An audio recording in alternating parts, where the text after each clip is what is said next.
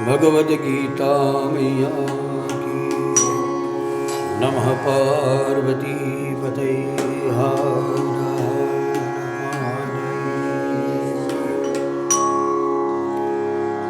यया स्वप्नभयं शोकं विषादं मदमेव च यया स्वप्नभयं शोकं विषादं मदमेव च यया स्वप्नं भयं शोकं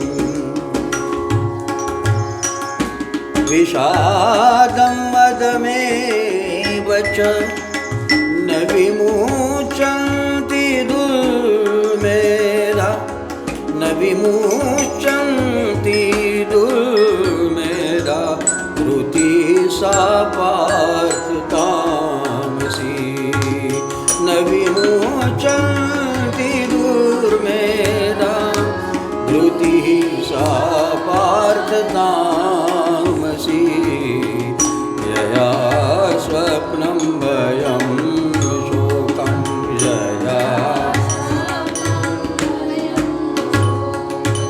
नीरवमधममभमगमगरि यया स्वप्नं भयं सममपमपमगनिरवमधममभमगामभनि सा निरपमपगरि यया स्वप्नं भयं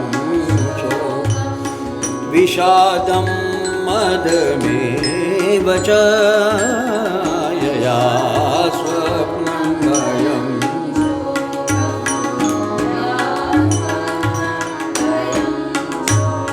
न विमुच्यन्ति दुर्मेधा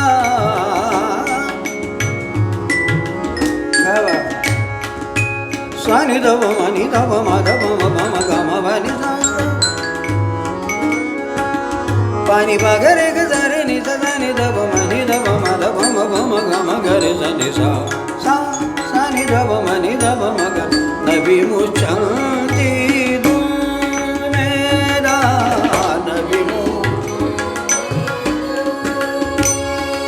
धृति सा पार्थ तामसी धृति सा पार्थ तामसी यया स्वप्नं भयं शोकं यया स्वप्नं भयं शोकं यया स्वप्नं भयं शोकं यया स्वप्नं भयं शोकं यया स्वप्नं भयं भयं शोकं भयं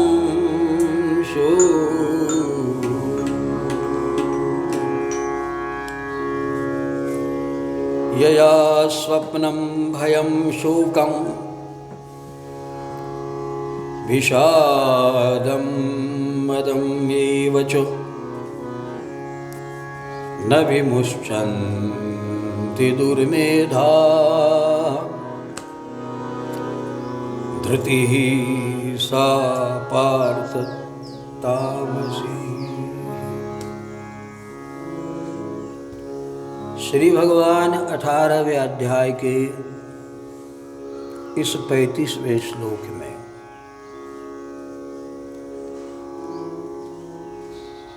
तामसी धृति किसे कहना चाहिए? धृति का मतलब धृति यया धारयते। धृति का अर्थ क्या होता है? धारण करना। और विज्ञान यह कहता है, आंतर विज्ञान, कि धारण जो हम करते हैं वह बुद्धि के द्वारा। मन के भीतर कई बातें आएगी, लेकिन सभी बातें धारण नहीं होती। जिस सिद्धांत पे हमारी बुद्धि मोहर कर देती, निश्चय कर देती है, तो वही चीज सयत क्रतुर्भवती तत्कर्म कुरुते। यत् कर्म कुरुते तदभि संपद्यते। अर्थात जैसे हमारी संकल्पना होगी, क्रतुर होगा तो तत्कर्म कुरुते। संकल्पना और चीज होती है, और संकल्पगत निश्चय पूर्वक हम कोई संकल्प कर लेते कि आज हमें यह करना है, तो उसकी अवश्यमेव पूर्ति, उसमें आत्मबल आप्लावित हो जाता है, समाहित हो जाता है। तो भगवान व्यक्ति के इस अंतर्मन के विषय में कहते हैं कि व्यक्ति 3 तरह की धृति को धारण किए होता है। जैसे कि भगवान ने सात्विकी धृति, राजसी धृति, और आज इस 35वें श्लोक में तामसी धृति, अर्थात तामसी वृत्ति वाला व्यक्ति किस चीज को धारण किए होता है। तो भगवान कहते यया स्वप्नम भयम शोकम विषादम मदम एवचो। क्या क्या चीज को धारण किए होता? यया स्वप्नम, अधिक समय उसका स्वप्न में अर्थात नींद में बीतता है।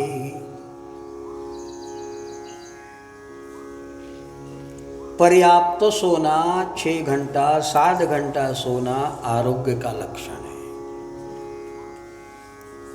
उससे कम नींद होना 4 घंटा या 5 घंटा योगी का लक्षण है अथवा बीमार का लक्षण है। एक योगी की निद्रा कम हो जाती है और दूसरे बीमार जो व्यक्ति है किसी रूप से डिस्टर्ब है तो उसकी निद्रा कम हो जाती है।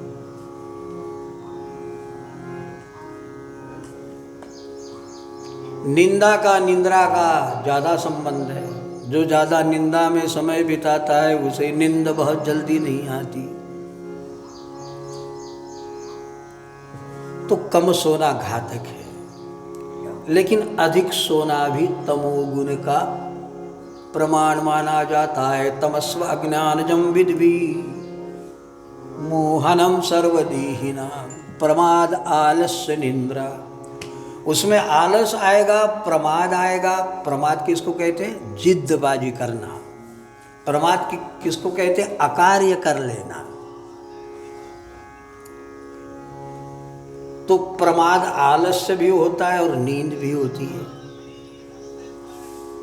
तो भगवान यहाँ कहते हैं कि जिसका समय, जिसकी वृत्ति नींद का चुनाव ज्यादा करती है, यया स्वप्नम और भयम, गुनहगार तो नहीं होता किंतु अपने आप को गुनहगार अनुभव करता रहता, भयम डरता रहता। अब डरता रहने का मतलब यह है कि कार्य ही ऐसे करता कि उसको किसी का भी डर लगने लगता। देखो, जो नेकी से काम करता है, शास्त्र विधि से काम करता है, उसे डर का कोई मतलब नहीं होता है। लेकिन प्रत्येक की अंतरात्मा परमात्मा होने से उसकी अंतरात्मा उसको कहती कि तूने जो किया ये उचित नहीं है। हाँ, मन और वृत्ति भले ही उससे करा ले, किंतु अंतरात्मा सबकी कहती है कि तेरा ठीक नहीं है। देखो ना, शराबी शराब पी लेता लेकिन अंतरात्मा कहती है ये बात बराबर नहीं है। कबाबी कबाब खा ले लेकिन भीतर की अंतरात्मा प्रसन्न नहीं होती।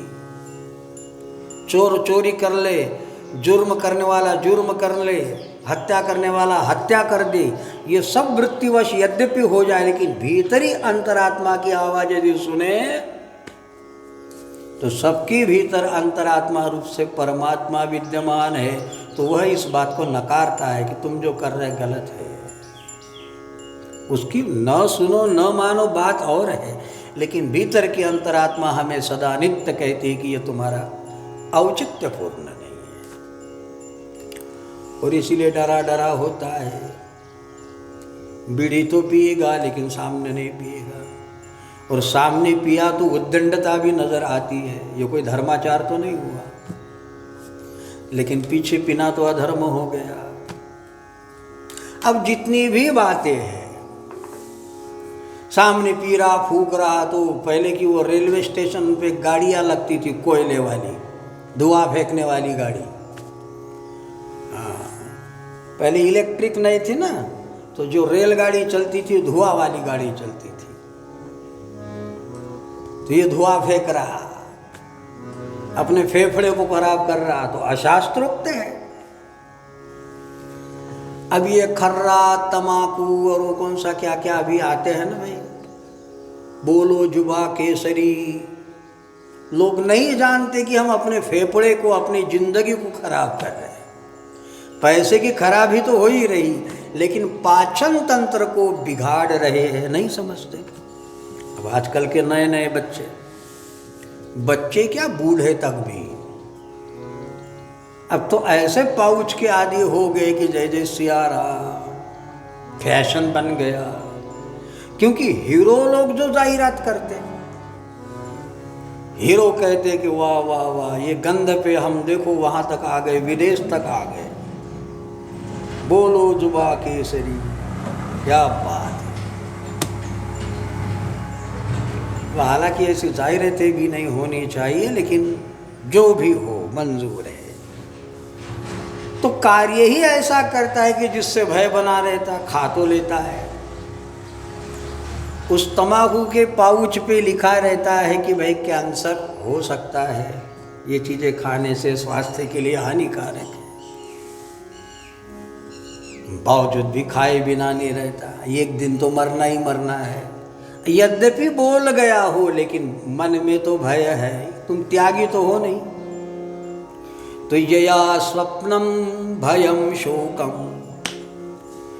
जिसके कार्य नींद भीति युक्त और शोक युक्त होते हैं, परिणाम में ऐसे ऐसे कार्य कर लेता है कि परिणाम में उसे शोक, विषादम, फिर भी मदम एवचो, अपने घमंड को, अपने अहंकार को नहीं छोड़ना चाहता। हम है तो कोई नहीं, ये जिसकी वृत्ति चाहती है। क्या क्या बातें? स्वप्नम अर्थात नींद, भयम अर्थात अकार्य करते रहना, तो भीति तो रहेगी, और अकार्य के वशीभूत होकर शोक भी रहेगा, विषाद भी रहेगा। और वैसे अकार्य करने में ही अपने आप को बहुत बड़ा मानने से घमंड भी मदम एवचो। हाँ, शराबी शराब पी के चलता है, गाला देते हुए, अपने आप को क्या समझता है? घमंड है। मदम एवचो न विमुच्यन्ति दुर्मेधा, वो सारी इन बातों को त्याग ही नहीं सकता और त्यागना भी नहीं चाहता। न विमुच्यन्ति दुर्मेधा, ऐसी दुष्ट बुद्धि को वह त्यागना ही नहीं चाहता। ऐसी जिसकी बुद्धि हो, ऐसी बात है, न विमुच्यन्ति दुर्मेधा, ऐसी दुष्ट बुद्धि को जो त्यागना ही नहीं चाहता। और तुम बोलो भाई उसको ये खर्रे पाउच मत खाया करते जा, तो बताएगा क्या होता है इससे। तुम जो बता रहे उससे ज़्यादा तो हमको पता है क्या क्या होता है, लेकिन मजा आता। अकार्य करने से ये व्यवस्थित नहीं है। छोटे छोटे बच्चों पे क्या परिणाम होगा? अरे उनका वो देखते बैठेंगे। भयम शोकम अर्थात न विमुच्यन्ति, उसको पता भी है गलत है, बावजूद भी छोड़ना नहीं चाहता। अच्छा है, ठीक है, ऐसी उसकी अंतरात्मा नहीं कहती। फिर भी कई लोग कहते क्या करे, अब ये छूटता नहीं। गाय बंधन से छूट जाती, गधा बंधन से छूट जाता है ना। सबसे मंद बुद्धि जो मानी जाती भैंसी, वो भी बंधन से छूट जाती, और आदमी जैसा आदमी कहता है कि छूटता नहीं। आदमी तो औरों के बंधन छोड़ने के लिए भगवान ने भेजा है, और यही स्वयं बंध गया और कहता कि छूटता नहीं। क्या करे? अपनी मालकियत को ना भूले, हम गुलाम न हो जाए।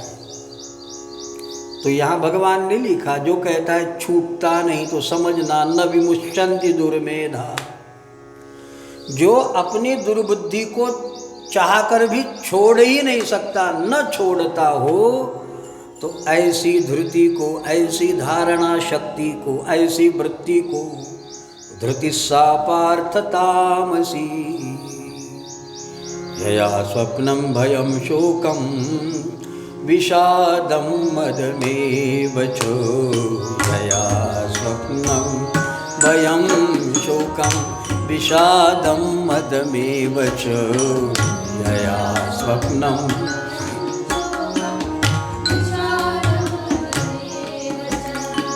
न विमुच्यन्ति दुर्मेधा, न विमुच्यन्ति दुर्मेधा, धृति सा पार्थ तामसी।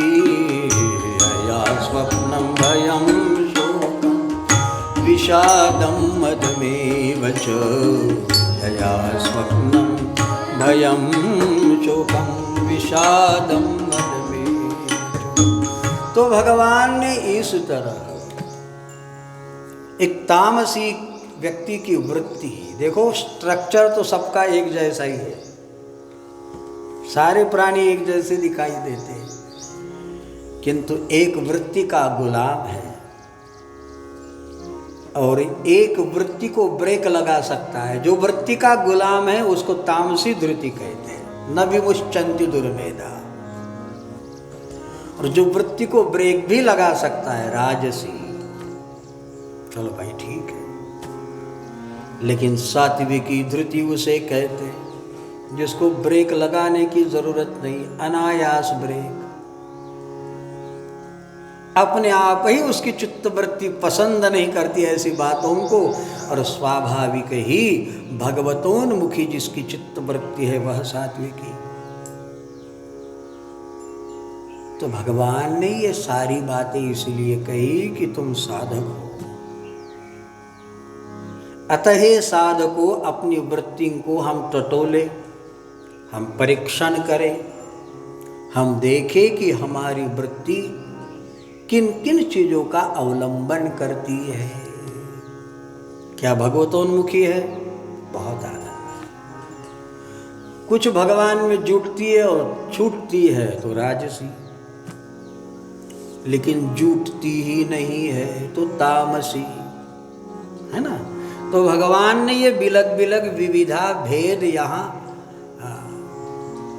धृतेश्चैव भेदम इमं शृणु, जो बुद्धि के भेद है मुझसे सुनो, भगवान ने कहा।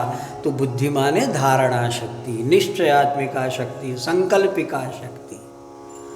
तो जैसे तीन तरह की वृत्ति वाले, तीन तरह के गुण वाले किन किन गुणों को, किन किन चीज़ों को धारण करते हैं, वह भगवान ने इस 35वें श्लोक में बताया है। और 36वें श्लोक को हम आगे देखने का प्रयास करेंगे। श्री गोपाल कृष्ण भगवान की जय। श्री भगवद गीता मैया की। श्री हनुमान जी महाराज की। श्री नर्मदा मैया की। नमः पार्वतीपतये। हर हर महादेव शंभो।